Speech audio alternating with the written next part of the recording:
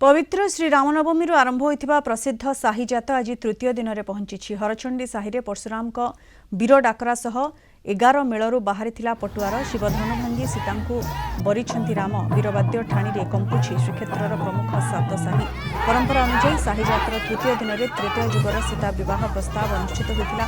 दिन में ध्वजागढ़ जगह पक्षर लक्ष्मी नृसिंह महासुआर परशुराम चरित्र में अवतीर्ण होते। संध्यारे नारायण महासुआर परशुराम बेश बाहरी साही प्रदक्षिण करते। परंपरा अनुसार परशुराम हरचंडी साही बाहरी बंधु साही बाली साही भ्रमण करते।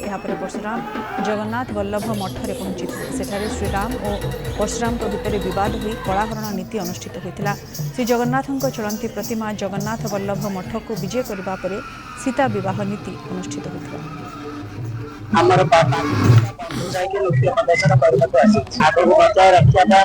प्रचेषा सरकार अनुमति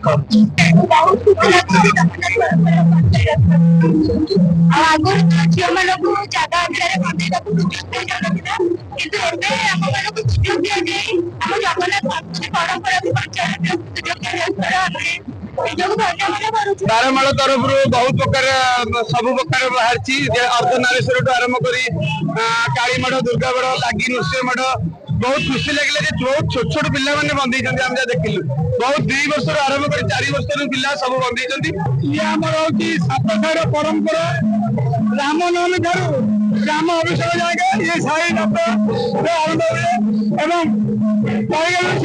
रामनवमी आरंभ हुए जब शेष हुए रामनवमी ठारू राम अभिषेक जाएंगे।